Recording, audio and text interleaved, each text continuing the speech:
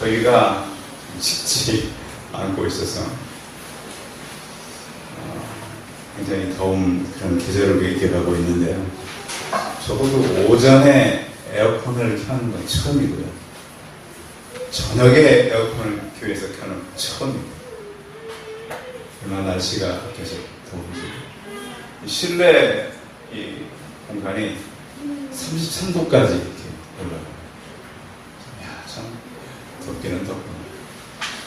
여러분들도 아마 밤에들 이렇게 깊이들 잠 못 주무시고 그럴 텐데 무섭지만 우리의 정신이 꺾이지 않길 바랍니다. 네, 여러분 독일의 히틀러 다 아시잖아요. 이 사람은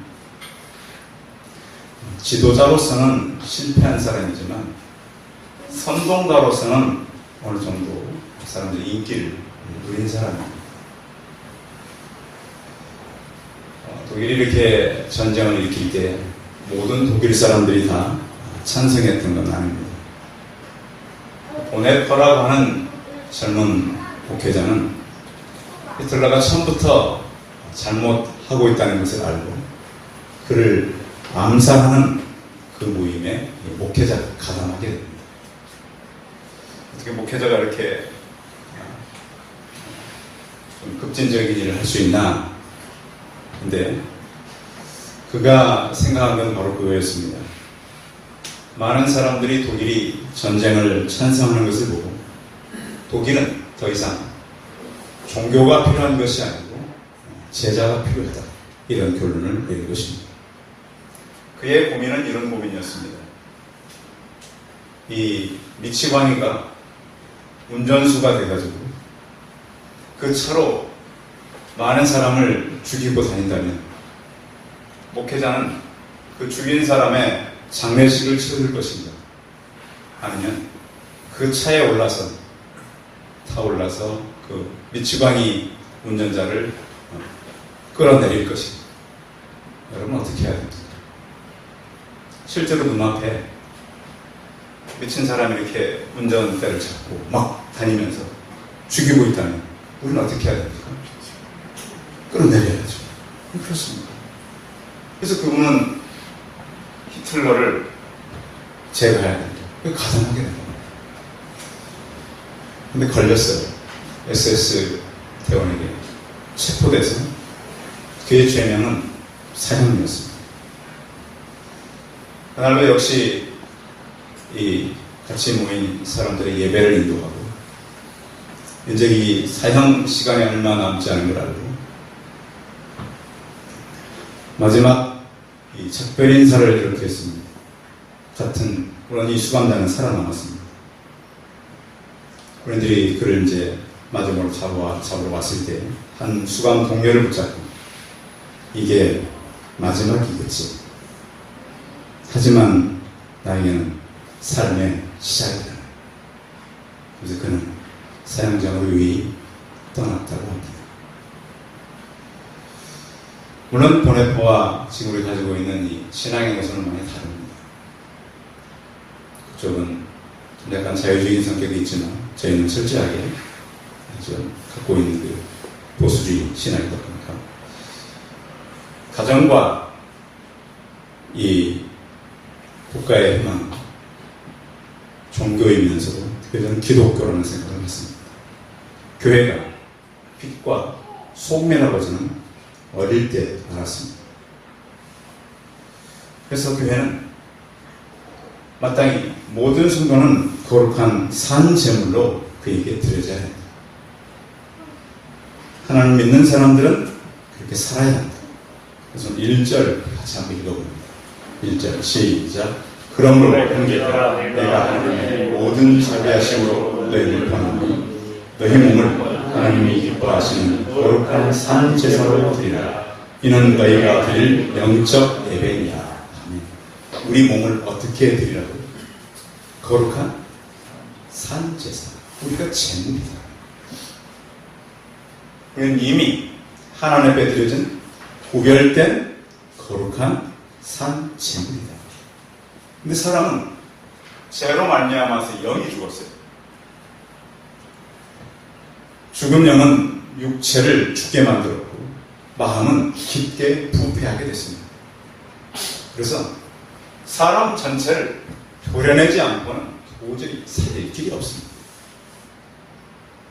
인간의 마음이 얼마나 부패했는지 예레미야는 만물보다 거짓되고 심히 부패한 것은 마음이라 누가 이를 능히 알리오 그랬어요. 사람의 마음은 굉장히 부패해 있습니다. 그래서 우리는 이 부패된 가운데 그럼 어떻게 하면 이 부패는 우리가 회복될 수가 있을까? 생각이라는 것이죠. 생각. 그러니까 사람은 생각이 중요한데 생각을 새롭게 해야 돼요. 사람은 아담의 범죄 이후 그 마음에 하나님 두는 것을 싫어했습니다. 그러니까 사람이요, 하나님 두는 것을 기뻐하는 것이 아니라 싫어해요, 사람. 왜? 그 자체가 부패이기 때문에 싫어합니다. 왜 그 좋은 하나님을 사람들이 믿는 것을 싫어할까요? 마음이 부패해서. 그 하나님 두는 걸 별로 좋아하진 않아요. 그래서 아담이 하나님의 명령을 어긴 거예요. 선악과를 따먹은 것은 이미 그 마음이 하나님을 배반합니다. 그건 결과로 나타나는 것이죠. 그래서 그 마음이 그때부터 부패해진 겁니다. 그래서 우리가 마음이 다시 새로워지려면 우리의 생각을 다시 새롭게 해야 된다는 거죠. 어제 이제 메시지를 마치고 이제 저는 뭐 이쪽에 이렇게 와보는데 잠깐 비가 왔잖아요. 근데 해가 늘 여름쯤엔 저쪽에서 지잖아요. 방향 쪽으로 봤을 때 여름은. 근데 어제는 이쪽에 이쪽 방향 구름이 그렇게 아름답게 이렇게 꼈어요. 산처럼. 그래가지고 꼭 아침에 해가 이쪽에서 뜨거든요. 꼭 해가 뜰 것 같은 그런 느낌으로 해가 지고 있었어요. 참 희한하다. 저는 그래서 여름날에 이쪽에 구름으로 정말 아름다운 산이 만들어지고 꼭 다시 해가 뜰 것 같은 그런 느낌을 처음 느껴봤어요. 이런 날이 산도 꼭 진짜 산 같아요. 사람은 그 마음이 중요한 것이죠. 그래서 갑자기 하늘을 쳐다보니까 잠자리 때가 왜 이렇게 많아? 머리 위에 그냥 가득했어요. 그냥 다른 데도 있나? 그런 거 없어요. 물론 다른 데도 있었겠죠. 제가 나간 공간에 그 위에 아주 새카맣게 몰라는 얘기를 이 장면은 하나님께서 나를 위해 준비하셨구나. 큰 감동으로 다가왔어요. 그렇지. 다시 내가 마음을 새롭게 하나님의 시작되는 일 바라보고 하나님 앞에서 내 모든 것을 다시 해야 되겠구나. 그런 마음을 갖게 됐습니다. 또 마음을 새롭게 할 뿐만 아니라 우리는 의지도 새롭게 해요. 의지. 어떤 의지를 갖는가? 우리가 이렇게 움직이는 배라면 하나님은 등대와 같아요.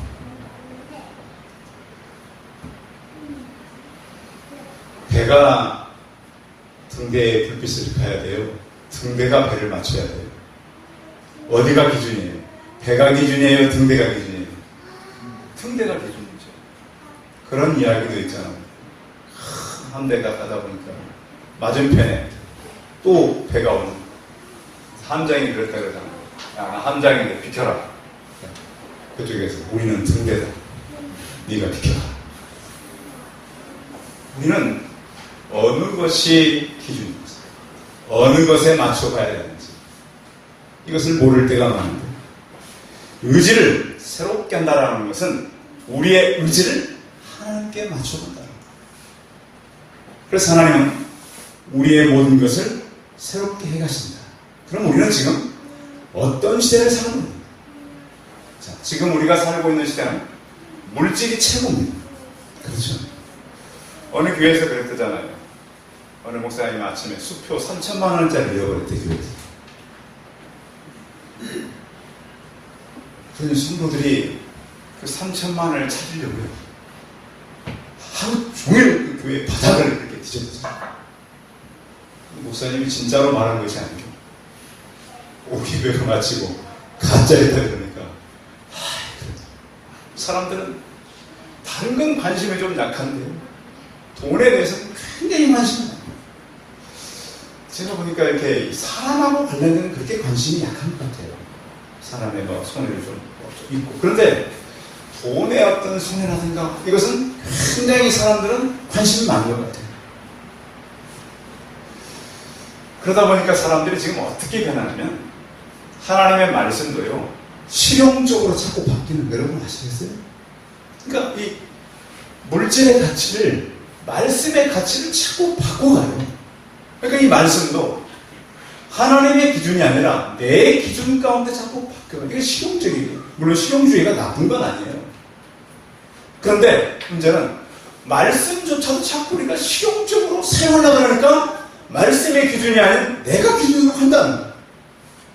그래서 디모데전서 6장 7절에 보면 돈을 사랑함이 일만하게 불가하다. 말씀도 자꾸 돈에 맞춰요. 또 사람들은 쾌락을 위해 살기로 합니다. 쾌락을 위해서는 수단과 방법을 가지질 않아요. 쾌락 사랑하기를 하나님을 사랑하는 것보다 더한다. 그렇게 성경은 표현하고 있습니다. 윤리와 도덕도 마찬가지입니다. 디모데후서 3장 2절에 보면 부모를 거역하고 감사하지 아니한다 그랬어요. 요즘 세대들 부모님 말 잘 들으세요? 젊은이 형제들. 성경에 보면 부모를 공경을 하고 있어요. 그러니까 지금 이 시대는 부모님 말씀을 잘 안 들어요. 내게 유익하면 부모 인정을 해주죠. 그렇죠. 근데 이게 유익지 않으면 부모의 관계가 막 깨져요. 왜? 실용적이지 않으면 안 된다. 뭐든지. 교회도 마찬가지예요. 내게 교회가 유익이 돼. 그런 것만 참. 헌신하고 봉사하는 것은 벌써 먼 나라의 길이에요. 저는 그래서 우리 성도에게 감사드려요. 또 사람들이 조급해요. 이 시대는 사람들이 조급한 시대예요. 그런데 잠언서 20장 21절에 보면 처음 속히 잡은 산업은 마침내 복이 되지 않는다. 다니엘서를 통해서 많은 사람이 빨리 왕래하니 지식이 더하리라 그랬어요. 사치와 허영이 극에 달한 생. 사람들이 하나님을 영화롭지 않고 자기 영광을 위해 살아가는 시대, 자기 중심, 자기 위주로 살아가는 시대를 지금 우리는 살아가고 있어요. 사람들은 자기를 사랑하고 자기 정욕을 쫓아서 살아가는 시대가 바로 우리가 살아가는 시대예요. 자기 유익을 위해서 의리와 신을 헌신짝처럼 버리는 시대. 디모데후서 3장 4절에 보면 배반하며 팔려 그랬어요. 또 요즘은 또 얼마나 명품 시대예요. 아마 명품 가질래, 부모님 택할래 그러면 명품 택하겠다는 사람들이 많을 수도 있어요. 명품의 사람들이 얼마나 관심이 많아요. 그래서 저기 이마트 갔더니 어느 세 가족이 이렇게 걸어가는데요. 엄마하고 아빠하고 아들인데 똑같은 티를 입었더라고요. 똑같은 티, 가족들이. 근데 이게 뭐라고 다 똑같은 말을 써놨는데 의리라고 써놨어요. 의리. 그 가족은 의리가 있는 건지 아니면 의리가 좀 있었다고 생각을 해서 했는지 모르겠지만 좀 똑같은 옷을 입고 똑같은 의리라는 말을 쓰고 그러는 거니까 저 가족은 누구 팬인가 생각도 들었어요. 의리 말하는 게 시작했어요. 아니면 자기 가족들이 이렇게 의리가 필요해서 된다. 우리가 꼭 그런 옷을 입고 그런 말을 쓰지 않아도 그런 가족들 간에 좀 의리 있게 사시기 바랍니다. 가족은 하나님께서 우리에게 주신 마지막 서로의 어떤 그 피와 정을 나눌 수 있는 그런 공동체가 아니겠습니까? 그런데 이 시대는 이런 모든 것들이 무너진 시대라는 거예요. 이 모든 것은 물질로 또 쾌락과 사치 때문에 이런 것들이 왔다는 거죠. 이렇게 많은 문제 있는 시대에 우리는 그러면 어떻게 살아갑니까? 그럼 이런 사람들이 이렇게 많이 물질과 쾌락과 사치로 인해서 모든 것들이 다 무너졌어요. 근데 그것은 보지 못하고 자꾸 이제 우리는 밖에서로부터보다는 우리 안에는 문제가 없는가. 존 오웬이라고 하는 목사님이 얘기했습니다. 성이 아무리 견고해도 내부에 배반 세력이 있으면 그 성은 적으로부터 안전할 수 없다는 것입니다. 아무리 돈을 많이 벌고 아무리 그 가족이 좋은 것을 먹고 마시고 누리고 또 아무리 그 가족이 끈끈하다 할지라도 그 안에 어떤 믿음으로 하나 되지 않으면 밖의 유혹에 무너진다는 거예요. 배반 세력이 그 마음에 있습니다. 마음은 모든 유혹 앞에 쉽게 넘어지고 결국 그들의 발 앞에 굴복하고 맙니다. 그래서 우리는 사람들의 마음을 보는 것을 중요하게 생각해야 됩니다. 다행히 우리는 하나님의 도움으로 마음도 새롭게 할 수 있다고 믿으시기 바랍니다. 사람의 마음은 바뀔까요? 안 바뀔까요? 바뀌어요. 사람은 잘 못하지만 하나님은 사람의 마음을 바꿀 수가 있어요. 왜냐하면 시편 33편 15절에 보면 성경은 이렇게 말해요. 그는 모두의 마음을 지으시며 누가 마음을 지었어요? 하나님의 마음을 지었어요. 그들의 하는 일을 굽어 살피시는 이로다. 그래서 우리 마음을 창조했을 뿐만 아니라 우리의 마음을 살펴본다는 거예요. 시편 51편 10절에 보면 하나님이요 내 속에 정한 마음을 창조하시고 내 안에 정직한 영을 새롭게 하소서. 다윗의 고백이죠. 하나님 내 마음을 다시 정하게 하시고 새롭게 하여 주옵소서. 하나님의 말씀이 성경은 우리로 하여금 보이지 않는 마음을 제대로 갈 수 있도록 바꾸신다는 거예요. 그걸 통해서 우리는 삶의 변화가 일어납니다. 그래서 좀 새롭게 살고 싶지 않으세요? 지금보다 하나님 내가 좀 새롭게 살고 싶은 소망이 우리 안에는 다 있어요. 그러면 어떻게 하면 되는가? 그 방법은 몇 가지가 있어요. 몇 가지 중에 하나는 하나님을 제1주의로 사랑하는 거예요. 누구를 제1주의로? 하나님. 그러니까 가장 먼저 하나님께 기준을 맞춰드리는 거예요. 우리는 그 훈련이 많이 돼 있지 않아요. 우리가 살다 보면 누가 먼저죠? 우리는? 내가 먼저. 근데 성경은 하나님을 먼저 생각하는 거예요. 하나님을 경외하는 거예요. 그를 중히 여기고 그를 두려워하는 거예요. 그럴 때 우리는 우리의 마음이 새로워져요. 또 한 가지는 신구약 성경 말씀을 읽고 배우는 거예요. 하나님을 제일 주의로 삼는 사람은 말씀 앞에 씁니다. 천지는 없어져도 하나님의 말씀은 1.1획도 전혀 없어지지 않는다고 성경은 말씀했습니다. 또한 디모데후서 3장 14절에 너는 배우고 확신한 일에 거하라고 했어요. 배우고 확신하는 일이 어디 있겠어요? 하나님의 말씀일 거예요. 그런가 우리는 영원한 것을 소망하며 살아가야 돼요. 잠시 있을 것이 아니라 우리의 소망은 영원한 것에 두는 거예요.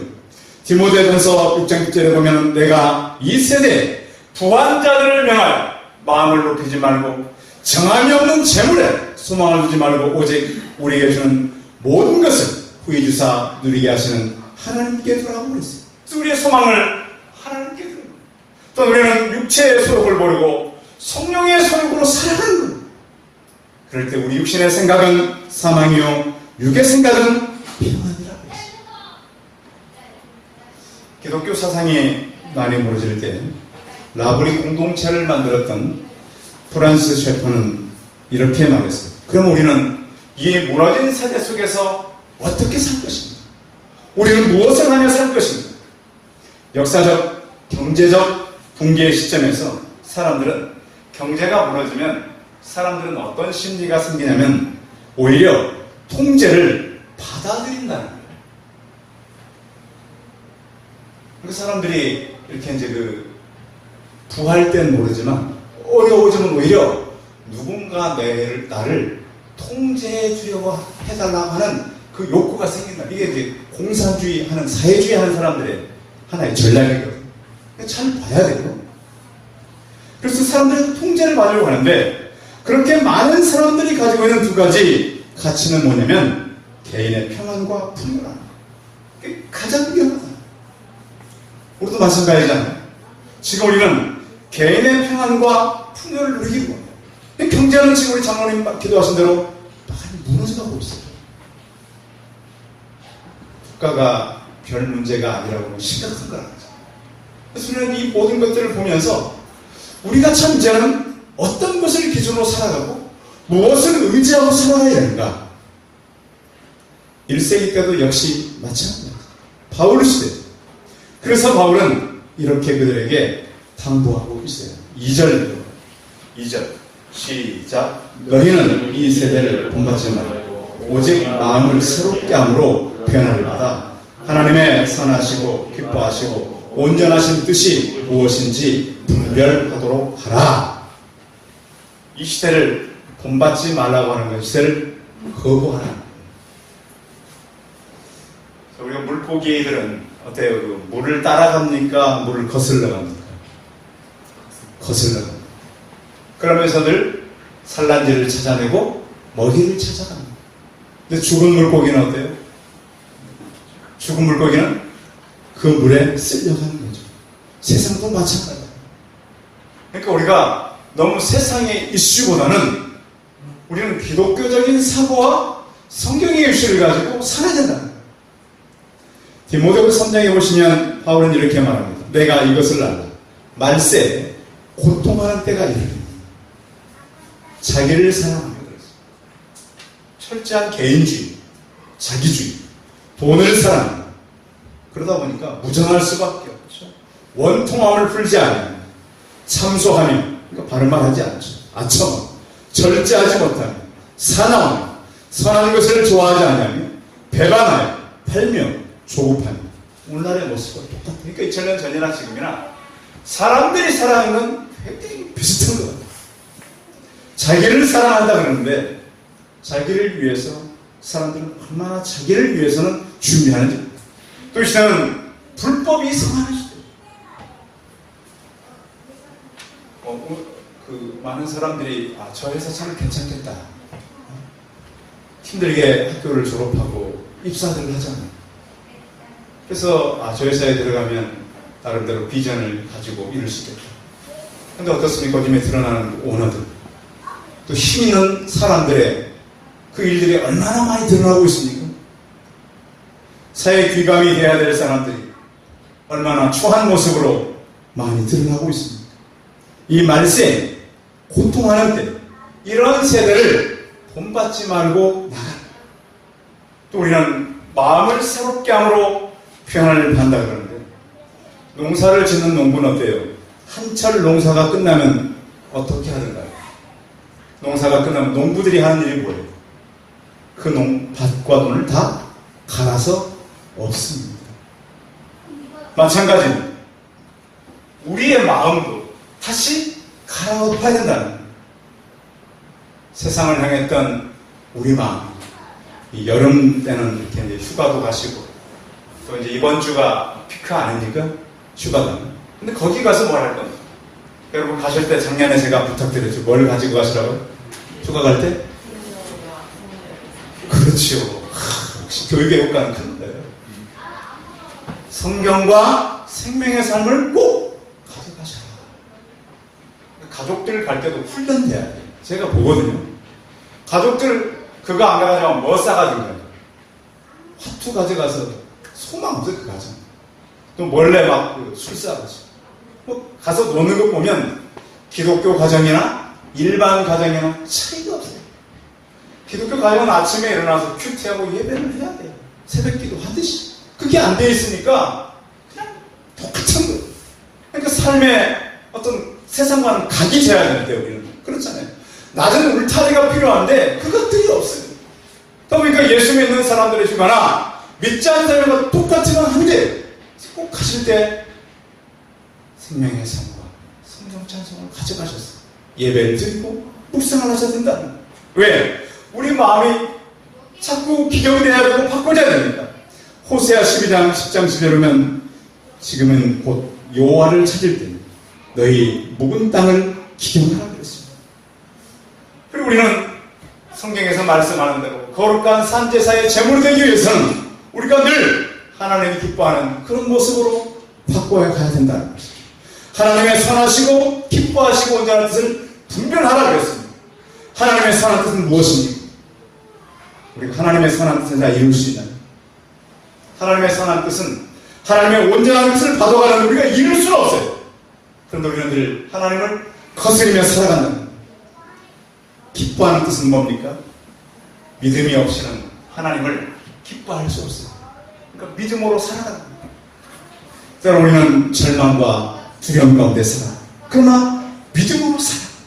온전한 뜻도 마찬가지예요. 이 온전하다고 하는 것은 완성시키자는 말이에요. 우리가 뭘 완성시킬 수 있어요? 완성하기 어렵죠. 근데 예수님께서는 다 이루었다고 하셨어요. 우리 여정이 예수님께서 하신 일의 목표와 방향이다. 그래서 예수님께서는 다 이루었다. 그러면서 하나님께서 정말 원하시는 것, 하나님의 속한 것, 하나님의 선, 하나님의 기뻐하는 것, 하나님의 기쁨을 위해서 우리가 드려지는 것. 지난주에 말씀드린 것처럼 이 추수 때 주인의 마음을 시원케 하는 그런 마음들이 하나님을 기뻐하는 마음 아니겠습니까? 그 온전한 것을 우리는 완성할 수는 없지만 그걸 목표로 두고 달려갑니다. 그래서 생각해야 됩니다. 왜 생각해야 되는가? 마음을 새롭게 해야 됩니다. 예수 믿는 사람들은 많은 생각을 가져야 됩니다. 또한 우리는 우리의 지성을 활용해야 됩니다. 예수 믿는 사람들이 가장 필요한 것은 지성의 변화. 왜? 하나님은요, 말씀을 통해서 우리의 지성을 바꿔가기 때문에. 그래서 예수 그리스도의 씨가 있는 사람들은 말씀이 부어지면 계속 자라요. 네, 이렇게 살면 안 되지.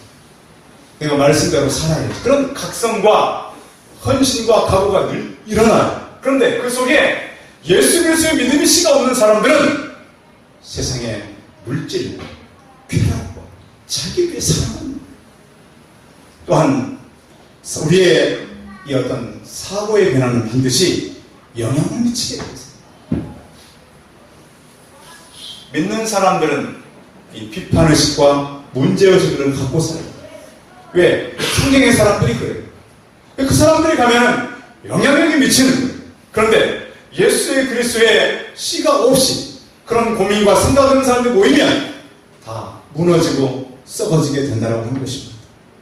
우리에게 필요한 것은 예수 그리스도의 마음이죠. 빌립보서 2장 6절 7절에 보면 하나님께서는 이 자신을 포기하는 마음을 우리에게 보여줬습니다.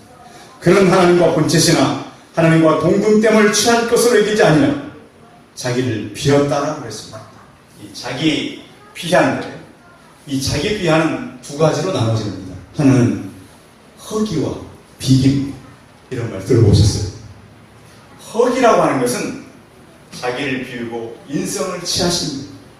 비기는 모든 율법적인 요구에 저주에 굴복하십니다.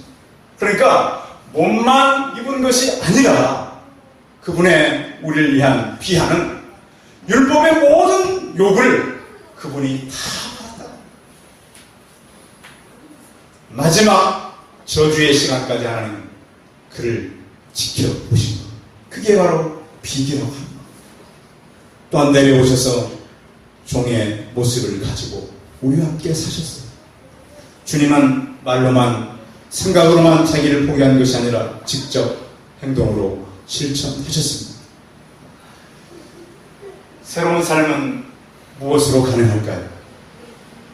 이 시대를 우리는 거부할 수 있어야 합니다. 변화를 받아야 합니다. 우리의 의지가 필요합니다. 그래서 하나님의 선하시고 기뻐하시고 온전한 뜻을 분별해야 합니다. 가장 좋은 방법은 그 예수 그리스도와 동행하는 것입니다. 어제 제가 한 아이에게 물어봤습니다. 휴가를 가면 누구랑 가고 싶어? 친한 사람 가고 싶어. 여러분 누구랑 친하십니까? 예수님과 친하시고 그분과 동행을 시작하십시오. 그것이 우리의 새로운 삶의 시작. 믿음의 사람들은 목숨이 달아나도록 그분과의 삶을 늘 새로운 시작으로 보았습니다. 이 땅에 우리가 살아가면서 우리는 늘 새롭게 살아가야 합니다. 그 예수님과 동행하면서 우리의 삶이 새로워지기를 바랍니다. 기도하겠습니다. 살아계신 주님, 우리는 늘 새롭게 살고 싶습니다. 세상은 우리를 물질과 쾌락과 자기 사랑으로 늘 이끌어갑니다. 우리 또한 세상이 원하는 그런 생각과 마음으로 살아가고 있습니다. 주여, 그런 우리가 예수 그리스도와 동행하며 새로운 삶을 살게 하여 주옵소서. 요 하나님, 우리의 생각과 의지와 우리의 중심을 하나님께 두게 하시고 우리로 인하여서 또 다른 변화가 이어져 가게 하여 주옵소서. 우리의 새로운 삶이 또 다른 사람들의 새로운 삶의 영향을 미치게 하여 주옵소서. 주 예수 그리스도의 이름으로 기도하였습니다. 아멘.